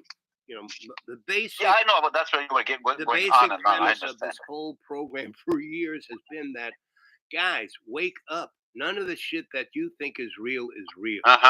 Right? None of the stuff that we read in the paper, in the news, it's none of it. It's not like that. It's totally full of shit. Yes. And you're being manipulated. Yes. Did you know George Carlin, the comedian?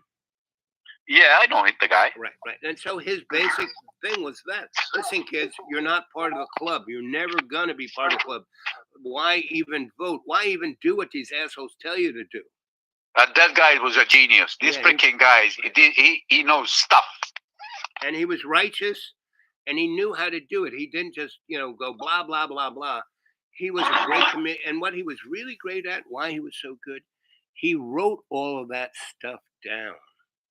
Really? Yes. So it was like he was reanimating what he wrote, right? And so it was like poetry. I mean, when he wrote, he was like an engineer. I mean, everything fit perfectly. And that's why, he would do these skits and it was like, whoa. Because he wasn't just me. When I used to act, I would just be me. When I do these shows, I'm me, and I don't write any of this down, and none of it's scripted, I just go on and on and on. Yeah. I think I need to tell you or your audience about my last trip, man. Go. Yes, much better. Yeah. Okay, so all you groovy people out there with a lot of testosterone. Yeah. Your ass and everything else that goes along with the ass should be in freaking Cyprus and Italy. You know why? Ask me why, please. Why? Thanks for asking me. I'm so glad you asked. So because women in those places, especially in Cyprus, they're open to all possibilities. Okay? They got more balls than any man in America. All those women. Well, yes, Cyprus. well said. Yeah, very well said, sir. They got seriously. They don't mind getting to the point and letting you know exactly what's on their mind. Right, exactly what they're not playing any games. No, right. Get to the point. Keep going. Yeah. So you guys with a lot of testosterone, go there, man. You'll do real well. And as you mentioned before, somebody mentioned, a friend of mine. She says all the island people, they're a little more sexually promiscuous. They're a little more forward. Yeah, they're warmer. I mean, everybody look at the English. They're on this little island, and they're the most uptight, crazy people. But all they want to do is fuck, and they will. Meaning they don't just talk about it like us. They actually go up and do it. Well, yeah, I'm talking about English notwithstanding, okay? Let's just say English notwithstanding. Okay. So let's see. Even those uptight fucks. Yeah. They're way more out there with their sexuality than we are. Yeah. So people go to freaking Cyprus because you enjoy yourself. The place is really cool and it's cheap and affordable and that stuff. So that's what my trip is. Tell us some stories. Oh man, let me tell you. Let me tell you. So I was doing my deal. I was doing happy-go-lucky guy, crazy like always, causing no trouble, big trouble, just small ones. And I walk into the city through Rome. I see this beautiful woman dressed in purple. Okay, gorgeous woman dressed in purple. So I said, lady, why can't I follow you around and make a little video of you? I'll call it a day of beauty or something like that. She said, of course. So I followed her around. My camera liked every angle. It was really nice. And it was her birthday. Is it up on your channel? It's on my channel. Oh, tell the audience the name of your channel. The name of my channel is Worldwide Wonders. And the video is called A Beauty in a Beautiful City. A beauty in a beautiful city. That's Worldwide Wonders. Yes. Okay. And it's a beauty in a beautiful city. Do you still have your other channel? I still have it. The Shock, Amaze, and Amuse. Right. So, okay, listen to this, audience. Write it down. Tell us again the two. The first one is To Shock, Amaze, and Amuse with a Z. Okay. And the thing is so shocking that I sometimes even shock myself. That's how it is. Now, is that all one word or separate words? That's separate word. To Shock, Amaze, and Amuse. Okay. And the other channel is Worldwide Wonders with an A. Wonders, Okay. like wonders. And the video and is, they're both I YouTube, think. right? They're both YouTube. Yeah, both. Yeah. Okay. So, Keep going. Tell the story. so the story is, it was her birthday, so we ended up doing thing, and she wanted, she wanted something that I was not able to provide. I don't want to get into the details, but you kind of deduce, what's that. So anyhow, that's what the story. The others, I don't have any other big stories. That's what happened. So, well, tell us a story about back in the day, like where it came from and what it was. Hi, friends. Welcome to Tabletop Tonight. This is Michelle, and we are recording this live for I Tabletop asked Network. YouTube Worldwide Wonders, Click the links below, and I get and this what we have on the tabletop table one. right now Screw those guys. Because it's because if you type Worldwide Wonders, you get all kinds of things except my freaking channel. That's why you have to type Worldwide Wonders and A Beauty in a Beautiful City. Okay. Something like that, because I that's what I have a problem with. If I had known, I would rename the channel, because if you type it doesn't pop up, and it's a problem. Right. So I'll have to do something about. Maybe I change the name of channel. Or something. So if you put it, you say YouTube and you say Worldwide Wonders, A Beauty in a Beautiful City? Yes, then it pops up. Okay. Got that, kids? Worldwide Wonders, Beauty in a Beautiful City. And so back in the day, Right. maybe I should tell you the story how I ended up in this freaking country. Oh, that's a good one. Man, listen, but today, the reason I don't have this is a good story, man. Well, actually, let me tell you a short story. This one is good. You got I about don't 10 minutes before the battery dies. So. Okay, this one is short, and so this is not about how I came to the country. Anyhow, I was in this country. Right. So I was living with two Albanian brothers, and one of those brothers was extremely handsome motherfucker. He was all the girls in the place know about the guy. He was a handsome dude. Man, I am not a gay guy, but that dude was handsome. Okay? So anyhow, one day we were invited to a wedding. Okay? Mm-hmm. Actually, when I say we, meaning two Albanian brothers were invited to the wedding, but me, I was not Albanian, so I was not invited, because it's a kind of close, they're a really close community. So Yep. one of those brothers, the handsome one, goes to the What wedding. country were you in at the time? I was in Connecticut. I was here. Oh. But there's a big Albanian community on the East Coast. Big Albanian community on the East Coast. They're big, Right. I mean, they're a big community. So one of those brothers, the handsome one, goes to the wedding, Mm-hmm. and these younger brothers stayed home because of something. He stayed home. Right. So I'll tell you a story later, because I don't have enough time today. I'll tell you the story connected, how I got to meet those two guys. Anyhow, so the handsome one goes to the wedding. Comes night, he doesn't come home. At the time we were living together, three of us, those two brothers and me. So he doesn't come home. What's going on? Right. His brother is asking, well, what's going on? Where's Bashkim? I ask him, where's the guy? Nobody knows. Nobody. He doesn't come tomorrow. He's nowhere to be seen. Holy moly. We cannot go to the police because we are undocumented. We can't go to the I police. gotcha. So then we get a phone call. I got a phone call from Florida. I said, what's going on, man? Where are you? 2 days. It passed 2 days. I was the first one to get a phone call. He says, you will not believe what happened. And actually, I didn't believe neither. I don't believe it today. Right. He says, get this. He was 18 at the time, 19 actually. Right. He says there was a girl of 12 years of age. Listen, she 12. Supposedly, the girl asked him to elope with him. Now, she was 12 or 13. Okay, so she was 12 or 13 max. In Albanian community, they get married early, and you are bequeathed more or less. A woman, you are like it's arranged thing. So this woman, this girl, she was born in America, so she was a little more aware of things, and she didn't want to be bequeathed to anybody. So she supposedly this guy because he was a handsome dude, and she says, well, "Why don't you and I?" I don't think a girl of 12 or 13, she knows anything about fucking eloping or 12. She has no concept of those things. She just doesn't want to be stuck with somebody. So, but anyhow, so the two of them, they go to Florida. Right. They're living in a hotel motel. He doesn't. People are looking for. They want to kill his ass because you don't mess with Albanians, man.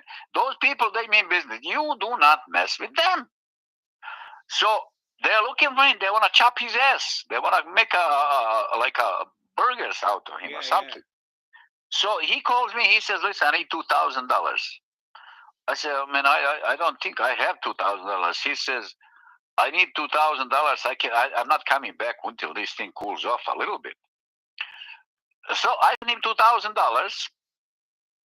In the meantime, get this.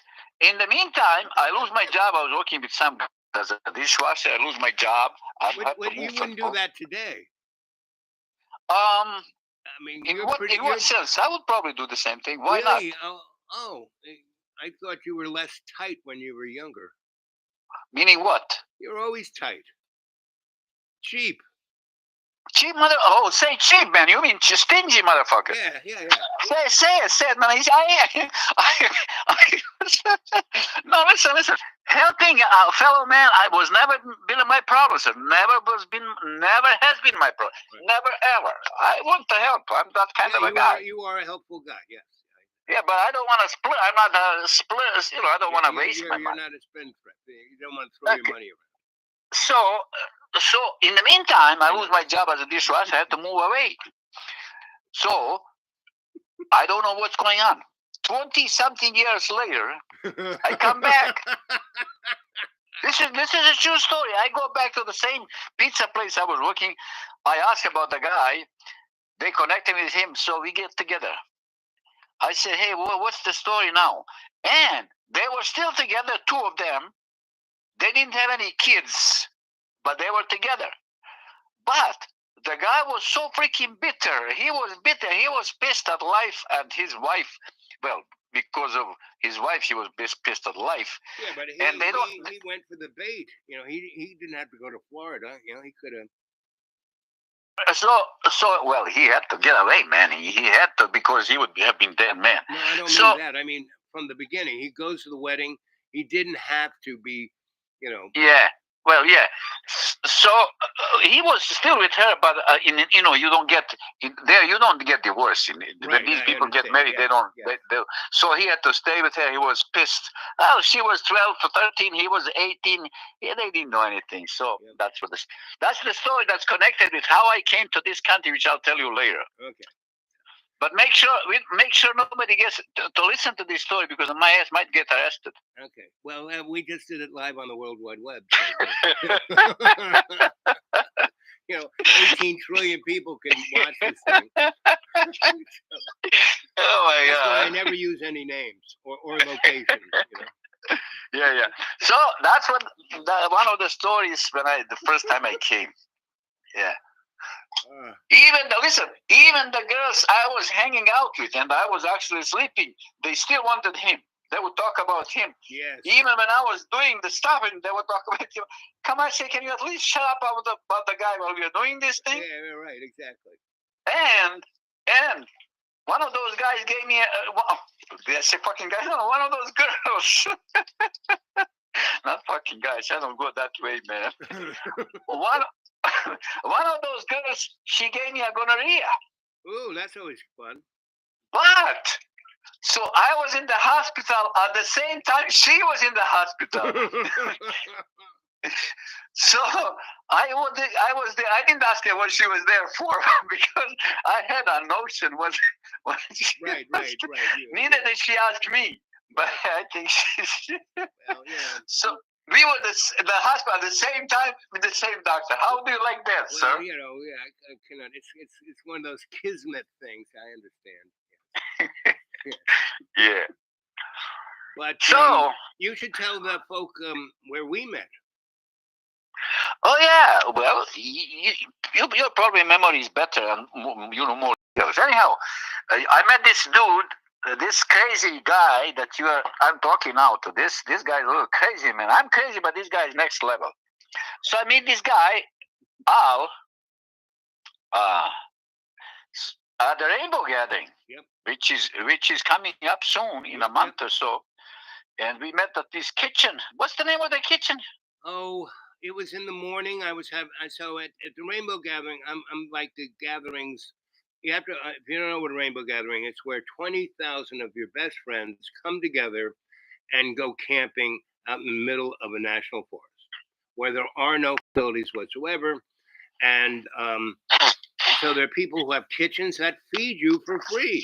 Now, in the old days, people would donate food and money to the kitchen and often work for them, like go get firewood and water. We still do that. It's still done. That's why it still kind of works. And I met him either at the Pennsylvania Gathering. Pennsylvania. Yes, I think it was at the Pennsylvania. That's where there was that. It was a pretty easy walk in, and then it went straight down into the meadow. And so going down, the kitchen was run by some ladies, right? Yeah, exactly. Yeah. Catherine and Ethel. Yeah. And they were right. I knew them.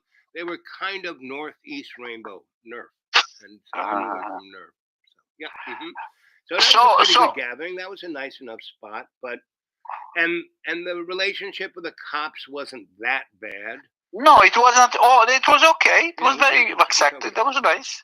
And that's how you can tell how good the scouts and the facilitators are, because if they find a good spot that will work, and that's partly the community wants them there, because in reality, a Rainbow Gathering brings about $2 million for 2 weeks. The local economy, for sure. Into the local economy, right? And it's not like, they're going to, because most of the Rainbow guys are bourgeois. They're not very white, you know, and the only black guys who go there to get laid. Yep. They know that it's like easy pickings. You know, these it's a buffet, all you can eat. All you can eat. Yep. So we met there, and I had my 2 dogs with me, and I was kind of near split between Calm and the main meadow, and I didn't quite die yet. It wasn't 2014. 2014 was the one in Tennessee.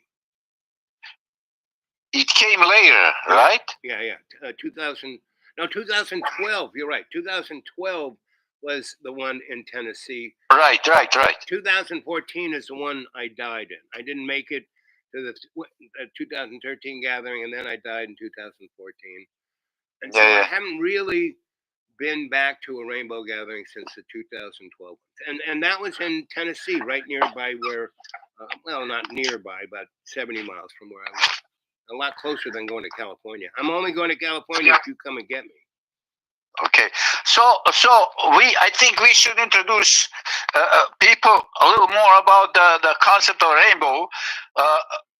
You guys, if you decide to come, we want to drop your phones at the freaking main gate, drop your agenda, drop your freaking games, and come as you are. Okay, come as you are. That's still the best thing about it is,